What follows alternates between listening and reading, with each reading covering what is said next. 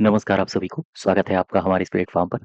UP triple SC की तरफ से अभी एक परीक्षा करवाई गई है 29 जून को फार्मासिस्ट की और इसमें यूपी जीके और कंप्यूटर कैसे आए हैं, इन सभी क्वेश्चंस के बारे में आओ ज़रा डिस्कस कर लें चूँकि यही यूपी ट्रिपल एससी के द्वारा कराई जा रही जो परीक्षाएँ हैं, वो आगे आने वाली परीक्षाओं के लिए मार्ग निर्धारक का काम करेंगी। ठीक है? तो आपको पता होना चाहिए कि हर एक परीक्षा में यूपी ट्रिपल एससी किस प्रकार से क्वेश्चंस का लेवल करता है, कैसे डाउन करता है। हालाँकि आज का जो पेपर हुआ था इसमें यूपी जीके और कंप्यूटर दोनों ही बहुत ईज़ी आए थे और देखो कैसे आए थे क्वेश्चन 66 पहला नंबर कह रहा है मोबाइल बैंकिंग के लिए निम्नलिखित में से क्या आवश्यक है आपको चाहिए स्मार्ट फोन और ये चाहिए आपको इंटरनेट युग ठीक है 67 में क्या कह रहा है एलेक्सा और गूगल असिस्टेंट ये किसके उदाहरण है ये कृत्रिम बुद्धिमत्ता आधारित आभासी सहायक है यानी कि सी ऑप्शन यहाँ पर पढ़ो जरा एआई पावर्ड वर्चुअल असिस्टेंट और 68 क्या कह रहा है क्वेश्चन नंबर 68 इसमें कह रहा है क्रिप्टो करेंसी किस तकनीक पर आधारित है ये सिंपल है बिल्कुल ब्लॉकचेन तकनीक पर आधारित है इसके अलावा 68 में क्या कहा गया है 68 में ध्यान देना जरा भारत का पहला कंप्यूटर कौन सा था यहाँ पर आंसर हो जाएगा परम चूंकि परम के आगे अगर 8000 लगा देता तो और बेहतर होता लेकिन नहीं ठीक है ये ऑप्शन सही हो जाएगा कह रहा है वर्ल्ड वाइड वेब इसका आविष्कार किसने किया था यहाँ पर आ जाएगा C option Tim Berners Lee 72 71 देखो क्या कह रहा है कह रहा है ई गवर्नेंस का लाभ क्या होता है ई गवर्नेंस का लाभ ये होता है कि आपको 24 घंटे सेवाएं मिलती हैं 24/7 71 का अब आ जाओ 72 में कह रहा है मुझे बताओ सेंट्रल प्रोसेसिंग यूनिट को अन्य किस नाम से जाना जाता है तो आप बता दो कंप्यूटर का मस्तिष्क कहा जाता है 72 का हो जाएगा ए ऑप्शन फिर यहाँ पर आओ 73 में क्या कह रहा है 73 में कह रहा है कि ई रीडर का मुख्य उपयोग बताओ रीडर मतलब पढ़ना तो आप क्या करोगे पुस्तकें पढ़ोगे 73 का सी फिर आ जाओ 74 में 74 कह रहा है कि मुझे बताओ $A $1 अगर ये सिंबल लग गया है तो इसका सीधा समान होता है मैंने आपको बताया था कई बार कि ये डिनोट करता है स्थिर सेल संदर्भ को डी ऑप्शन सही हो जाएगा ठीक है और आगे बढ़ो जरा क्वेश्चन नंबर 75 में आ जाओ 75 नंबर निम्नलिखित में से कौन सा इनपुट उपकरण है स्कैनर हो जाएगा यहाँ इनपुट मुझे यही दिख रहा है 76 में आ जाओ प्लॉटर ये इसका इस्तेमाल कहाँ पर करते हैं इसका इस्तेमाल हम करते हैं बड़े इंजीनियरिंग आरेखन के लिए 77 क्या है 77 कह रहा है कि विश्लेषण के लिए कच्चे डेटा को साफ और व्यवस्थित करने की प्रक्रिया क्या कहलाती है इसे इसे कहते हैं व्यवस्थित करना wrangling कहा जाता है इसे ठीक है क्लीनिंग इसके अलावा 78 में आ जाओ 78 कह रहा है कौन सा बिना पर्यवेक्षण अधिगम का उदाहरण है आंसर हो जाएगा के मीन्स क्लस्टरिंग 79 कह रहा है कह रहा है ब्राउजर में रिफ्रेश बटन इसका हम क्या इस्तेमाल करते हैं रिफ्रेश को आप जैसे ही करते हो तो आपका जो भी पेज होता है वो पुनः डाउनलोड हो जाता है इसका इस्तेमाल हम करते हैं अब यहाँ पर आओ ट्रैक चेंजेस कई बार हमने आपको पढ़ाया है जो लोअर पीसीएस का प्रैक्टिस बैच चल रहा है उसमें भी हमने आपको बताया ट्रैक चेंजेस इसका इस्तेमाल कहाँ पर किया जाता है इसका इस्तेमाल करते हैं दस्तावेज के लिए दस्तावेज में किए गए परिवर्तनों को रिकॉर्ड करने के लिए 80 का हो जाएगा डी ऑप्शन और आगे बढ़ें मैं आपको लिए चलता हूँ 81 में 81 क्या कह रहा है अच्छा यहाँ से यूपी जी के शुरू है कांच कांच काहे के लिए फेमस है या हम कहें कांच की जो चूड़ियां हैं वो कहाँ से संबंधित है फिरोजाबाद से है ना 83 में कह रहा है कि उत्तर प्रदेश के ब्रज क्षेत्र से निम्नलिखित में से कौन सा पर्यटन प्रकार सबसे अधिक संबंधित है ब्रज क्षेत्र में क्या है ब्रज क्षेत्र में पारिस्थितिकी तो आपको मिलेगा नहीं भाई आप ब्रज क्षेत्र में जाते हो तो आप तीर्थ स्थल जाते हो साहसिक भी नहीं मिलेगा ऐसा तो है नहीं कि आप ब्रज क्षेत्र गए हो तो पर्वत पर चढ़ने लगे जाके है ना तटीय भी नहीं मिलेगा आपको तीर्थ मिलेंगे यहाँ पर 83 के बाद अब आ जाओ 84 में 84 में 84 क्या कह रहा है कह रहा है उत्तर प्रदेश से जुड़े अमीर खुसरो जी के बारे में देख लो भैया अमीर खुसरो ये फारसी और हिंदवी साहित्य से संबंधित थे ठीक है साहित्यिक परंपरा में योगदान दिया है तो आंसर हो जाएगा डी ऑप्शन फारसी और हिंदवी इसके बाद मैं आपको लिए चलता हूँ 85 में 85 क्या कह रहा है कह रहा है कालीन का प्रमुख केंद्र बताओ भदोही हो जाएगा कालीन का प्रमुख केंद्र भदोही है 86 क्या कह रहा है कह रहा है उत्तर प्रदेश के बलिया जिले के लोगों के लिए सबसे महत्वपूर्ण त्योहार बताओ बलिया जिला ददरी मेला लगता है दरदर मुनि का नाम सुना है पढ़ाया तो मैंने आपको और आगे बढ़ो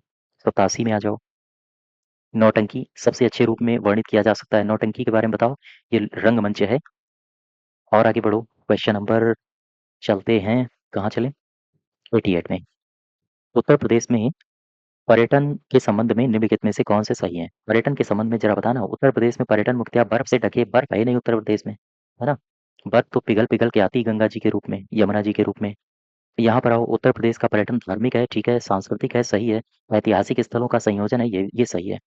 बी ऑप्शन सही हो जाएगा। क्या यहाँ पर तट है? उत्तर प्रदेश क्या समुद्र के किनारे है? नहीं है, तो गलत हो गया, है ना? समुद्री पारिस्थितिकी भी नहीं यहाँ पर है। बी ऑप्शन सही होगा। कौन सा था ये? 88, 88 का बी। इसके बाद चलो नवासी के पास। नवासी कह रहा है कि उत्तर प्रदेश में सबसे अधिक कौन सी मिट्टी पाई जाती है? यहाँ पर जलोढ़ है, नवासी का हो जाएगा बी। जलोढ़ सबसे ज़्यादा है, चूंकि गंगा यमुना का दोआब है हमारे यहाँ, ठीक है, तो एलुवियल सॉइल सबसे ज़्यादा आ जाएगी। इसके अलावा उत्तर प्रदेश के तराई क्षेत्र के पारिस्थितिक महत्व के संदर्भ में देख लो कौन सा सही है। तराई क्षेत्र खनिज निष्कर्षण के लिए महत्वपूर्ण है। तराई क्षेत्र वो नेपाल वाला, जैसे उत्तर प्रदेश ये है, यहाँ पर नेपाल हो गया, ये वाले जो डिस्ट्रिक्ट हैं, यहाँ की बात हो रही है। तो खनिज यहाँ पर है क्या? तराई क्षेत्र औद्योगिक क्षेत्र है क्या? नहीं। औद्योगिक क्षेत्र में जाना है तो आपको पश्चिमी उत्तर प्रदेश जाना पड़ेगा। तराई क्षेत्र शहरी विस्तार का भी कारण नहीं है, यहाँ पर शहर ज़्यादा विकसित नहीं है, ठीक है। तराई क्षेत्र में उच्च जैव विविधता है, हाँ ये सही है। उच्च जैव विविधता इसलिए है चूंकि आपने देखा होगा यहीं पर लखीमपुर खीरी है, और यहीं पर नेशनल पार्क्स आपको मिल जाएंगे, है ना, कतर्निया घाट मिल जाएगा। तो यहाँ पर बहुत सारे जैव विविधता वन संसाधन है। डी ऑप्शन सही हो जाएगा, 90 का डी। और आगे बढ़े, 91 देखो, 91 में क्या पूछ रहा है? आयोग। आयोग कह रहा है मुझे ये बताइए कि उत्तर प्रदेश में सामान्यतया कौन सी प्रमुख वनस्पतियां पाई जाती हैं? प्रमुख वनस्पतियां ये पाई जाती हैं उष्णकटिबंधीय। बी ऑप्शन, 91 का बी। ठीक है, कई बार ये सवाल रिपीट हो चुके हैं, अगर आपने प्रीवियस ईयर्स भी ढंग से लगा लिए होते तो सारे के सारे सवाल आप आराम से कर ले जाते। एक एक दो करंट को छोड़ के, इसके लिए आपको करंट अफेयर पढ़ना पड़ेगा। उत्तर प्रदेश के निम्नलिखित में से कौन सा शिल्प पीतल से संबंधित है? पीतल कहाँ होता है? मुरादाबाद में। यहाँ मुरादाबाद में काम होता है पीतल का। 92 का ये पार्ट। और आगे बढ़ो, 93 में आ जाओ। 93 क्या कह रहा है? कह रहा है उत्तर प्रदेश में मेरठ मेट्रो का संचालन अभी शुरू हुआ है, 2026 करंट में मैंने कराया था आपको, ठीक है। ये कौन सा था? 93। 93 का डी ऑप्शन हो जाएगा। और 94 में क्या होगा? 94 में होगा उत्तर प्रदेश की विधानसभा के संबंध में देख लो कौन सा कथन सही है। ये उच्च सदन है क्या? विधानसभा के बारे में पूछ रहा है, उच्च सदन कैसे हो जाएगा? यहाँ पर केवल राज्यपाल द्वारा नामित होते हैं? नहीं, ऐसा नहीं होता है। इनका कार्यकाल 6 साल का होता है। 6 साल का तो नहीं होता है। विधानसभा की बात हो रही है ना, विधान परिषद की तो बात हो नहीं रही है। हालांकि विधान परिषद तो स्थायी सदन होता है, तो उसका 6 साल होने का बात ही नहीं है, उसके तो सदस्यों का कार्यकाल होगा। अच्छा, यहाँ पर आ जाओ, इसका चुनाव सीधे जनता के द्वारा होता है, हाँ ये ठीक है। 94 का, 94 का डी ऑप्शन सही हो जाएगा। इसके बाद अब आ जाओ 95 में। 95 में क्या कह रहा है? इसमें कहा गया है कि दोआब का अर्थ क्या होता है? दो पहाड़ों के बीच की भूमि, दो नदियों के बीच की भूमि होता है। दो आब मतलब पानी, इसीलिए पंजाब कहते हैं। पंज मतलब पांच, आब मतलब पानी, ठीक है। तो अब यहाँ देखो, बनारसी तबला शैली का के संबंध में कौन सा सही है? कर्नाटक संगीत से गलत है, लोक परंपरा से गलत है, दक्षिण उद्गम, ये भी गलत है, ये वाराणसी में हिंदुस्तानी संगीत से जुड़ी ताल वाद्य शैली। इसके अलावा क्वेश्चन नंबर 97 देखो, कौन सा शहर चिकनकारी के लिए जाना जाता है? अपना लखनऊ नवाबी शहर। तो 97 का कौन सा हो जाएगा? डी, ठीक है। 98 में आ जाओ। 98 यहाँ पर कह रहा है कि मुझे बताओ पद्मावत किसकी है? जायसी साहब की है। जायसी साहब, मुझे कमेंट बॉक्स में बताइए जायसी साहब का जन्म किस जिले में हुआ था? नेहा। नेक्स्ट देखो 99, उत्तर प्रदेश का कौन सा शहर नवाबों का शहर जाना जाता है? ये है लखनऊ। इस तरह के सवाल अगर पूछ रहा है आयोग, इसका मतलब है कि बहुत सिंपल पूछ रहा है। उत्तर प्रदेश के राज्यपाल के संबंध में कौन सा कथन सही है? राज्यपाल का चुनाव राज्य की जनता तो नहीं करती है, केंद्र के द्वारा ये नियुक्त किया जाता है, केंद्र की सिफारिश पर। तो नियुक्त करता कौन है? राष्ट्रपति करता है। राज्यपाल की नियुक्ति भारत के राष्ट्रपति द्वारा होती है, ये सही हो जाएगा। चुनाव विधानसभा द्वारा होता है, गलत है। राज्यपाल की नियुक्ति मुख्यमंत्री करता है, ये भी गलत है। 100 का हो जाएगा डी, ठीक है। तो ये हैं पूरे के पूरे यूपी जीके और कंप्यूटर। सिंपल थे क्वेश्चंस, बहुत ईजी थे। हालांकि ऐसे जो आगे आने वाली परीक्षा है लोअर की, इस प्रकार के सवाल मुश्किल है कि देखने को आपको मिले। लेवल अच्छा रहेगा, ठीक है। अच्छा, अगर आप लोअर पीसीएस की तैयारी कर रहे हैं और आप केडी क्लासेस बैच से जुड़ना चाहते हैं तो ये बैचेस आपको मिल जाएंगे हमारे एप्लीकेशन पर। लिंक आपको डिस्क्रिप्शन बॉक्स में और साथ ही साथ कमेंट बॉक्स में दी गई है, तो आप यहाँ से जाके कंप्लीट थ्योरी बैच से जुड़ सकते हैं।